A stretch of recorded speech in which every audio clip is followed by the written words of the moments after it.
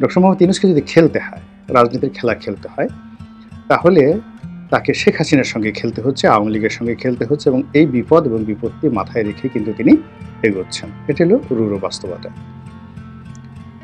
এখন বাস্তবতা হলো যে এই রূঢ় বাস্তবতার প্রেক্ষিতে যে খেলা, রাজনীতির খেলা, সেই খেলায় আমরা যেটা দেখছি, জামাতের সঙ্গে বিএনপির দ্বন্দ্ব সংঘাত হচ্ছে, বিএনপির সঙ্গে অঙ্গ সংগঠনের দ্বন্দ্ব সংঘাত হচ্ছে, তারপর সমন্বয়কদের সঙ্গে বাকবিতণ্ডা হচ্ছে। আসলে এগুলো সবই ধোয়া ধোয়া ধোয়া।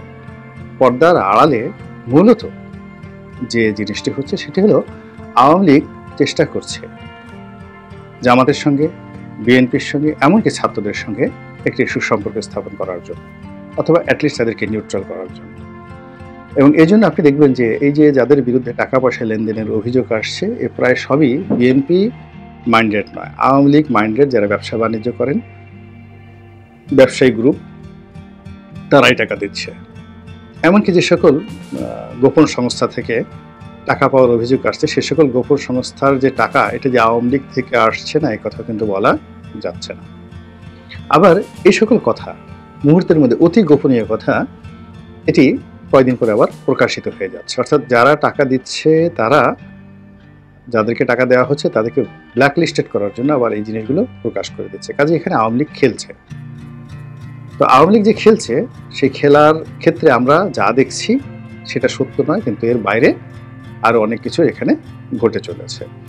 তো সেই দিক থেকে ডক্টর মোহাম্মদ ইউনূসকে শেখ হাসিনার আগামী দিনে রাজনীতির পুনর্বাসন, তার রাজনীতির আক্রমণ, তার রাজনীতির কৌশল এবং রাজনীতির প্রত্যাবর্তন, এটিকে মাথায় রেখে কিন্তু তাকে এগোতে হচ্ছে, এবং দেয়ার ইজ নো ওয়ে, এর বাইরে তার কোনো বিকল্প পন্থা নেই, ব্যবস্থা নেই।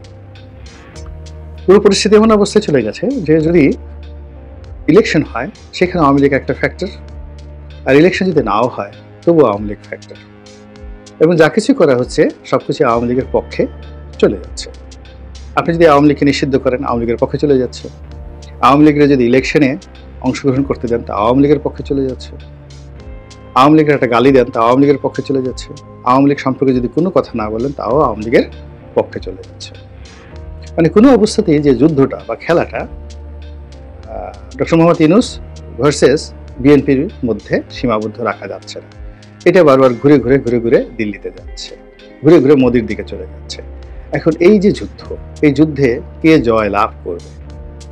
এখন আমরা ডক্টর মোহাম্মদ ইউনূসকে যতটুকু জানি, তিনি হিজ এ ফাইটার, এতে কোনো সন্দেহ নেই। তার জীবনে তিনি আজ যত দূরে এসেছেন, কৌশল করে এসেছেন, পরিশ্রম করে এসেছেন, তারপর বুদ্ধিমত্তা খাটিয়ে এসেছেন। তার জীবনের অনেক পরাজয় আছে, অনেক বেদনা আছে, কিন্তু তারপর তিনি বিজয়ী, এটি সত্য। আবার শেখ হাসিনার ক্ষেত্রে এটা আরও নির্মম। অর্থাৎ তিনি একেবারে মৃত্যুর মুখে দাঁড়িয়ে, জল্লাদের তলোয়ারের নিচে দাঁড়িয়ে তিনি অট্ট হাসি দিয়েছেন। তারপরে সেখান থেকে বের হয়ে এসে তিনি বিজয়ের মাল্য ধারণ করেছেন। আপনি 21শে আগস্টের গ্রেনেড হামলার কথা চিন্তা করেন, কিংবা এইবার যে তার যে দিল্লি যাওয়া, এই ঘটনা চিন্তা করেন, তারপরে তার বাড়িতে 32 নম্বরে যে আক্রমণ হয়েছে সেটা চিন্তা করেন। সব মিলিয়ে তার পুরো জীবনটাই হলো তিনি তলোয়ারের ফলার উপরে দাঁড়িয়েছেন, অথবা তলোয়ার সবসময় তার ঘাড়ের উপরে ছিল, হলকমের উপরে ছিল।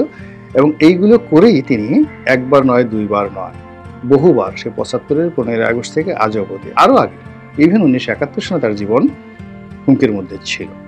তো এই জিনিসগুলো, অর্থাৎ বিরূপ একটা পরিস্থিতি মোকাবেলা করতে করতে করতে করতে তিনি এখন বলতে গেলে একটা লৌহ মানবী নয়, প্ল্যাটিনাম মানবী হয়ে গেছেন। তাও না, হীরক মানবী হয়ে গেছেন, অর্থাৎ সবচেয়ে শক্ত মনের একজন মানবী হয়ে গেছেন।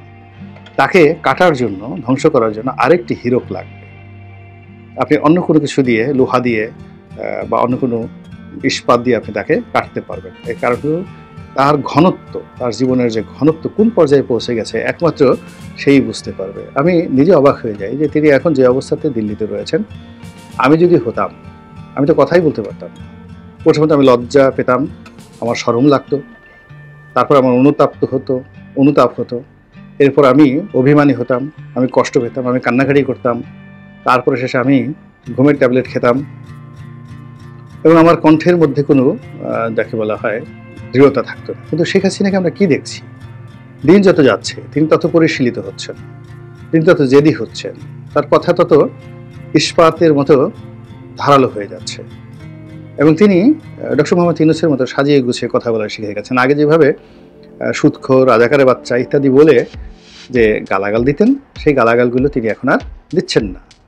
তিনি যে সাম্প্রতিক অডিও ফুটেজে যে সকল তার বক্তব্য আমরা শুনতে পাচ্ছি, তিনি খুব ধীর স্থিরভাবে ডক্টর মোহাম্মদ ইউনূসকে ছোট করার জন্য, তার সরকারকে দায়ী করার জন্য এবং তার নিজের পক্ষে সাফাই গাওয়ার জন্য যে ভাষা ব্যবহার করছেন, এটি তার মুখে আমি জিন্দিগিতে কখনো শুনিনি। শেখ হাসিনা মিন্স ধরো, মারো, কাটো, ওর পাঞ্জাবি খোলো, ওকে জুতো মারো, ওকে গুম করো, তারপরে শেষে ওকে একটু ট্রিটমেন্ট দিয়ে দাও, ওর বাড়িঘর ভেঙে ফেলো।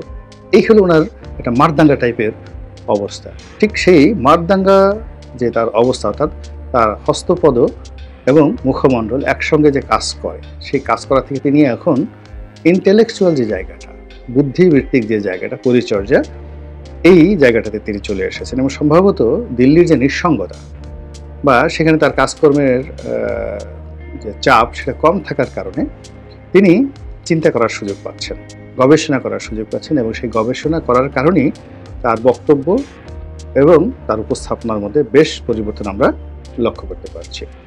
তো ফলে সামনের দিনে খেলা কিন্তু জমে উঠবে, ভীষণ রকম জমে উঠবে এবং ইতিমধ্যে ডক্টর মোহাম্মদ ইউনূস বলে দিয়েছেন যে তিনি সাধারণ কোনো খেলোয়াড় নয়, সারা দুনিয়া তিনি খেলে এসেছেন। তার এই বক্তব্যটি শেখ হাসিনার জন্য প্রযোজ্য, নরেন্দ্র মোদীর জন্য প্রযোজ্য, রাশিয়ার জন্য প্রযোজ্য, এমনকি ডোনাল্ড ট্রাম্পের জন্য প্রযোজ্য। এবং আমরা এই অল্প সময়ের মধ্যে যা কিছু দেখেছি যে তিনি সহজে ছাড়ার পাত্র নন। আবার অন্যদিকে যে হীরক মানবী শেখ হাসিনা, তিনিও ছাড়ার পাত্র নন, তিনি একেবারে মরে যাবেন, কবরে যাবেন। আজরাইল যখন তার একেবারে যান কবাজ করতে আসবেন, তখন যদি তার সুযোগ থাকে, তখনই তিনি বলবেন যে আমাকে 30 সেকেন্ড সময় দেন, আমি ডক্টর মোহাম্মদ ইউনূসকে কিছু নসিহত করে নিই। তো এইরকম একটা জমজমাট যে রাজনৈতিক খেলা, রাজনৈতিক যুদ্ধ, রাজনৈতিক প্রতিযোগিতা, যার কবলে আমরা পড়তে যাচ্ছি এবং এই কবলে পড়ে আমাদের কি দশা হয়, কি হাল হয়, কি বেহাল হয়, সেটি এখন দেখার বিষয়।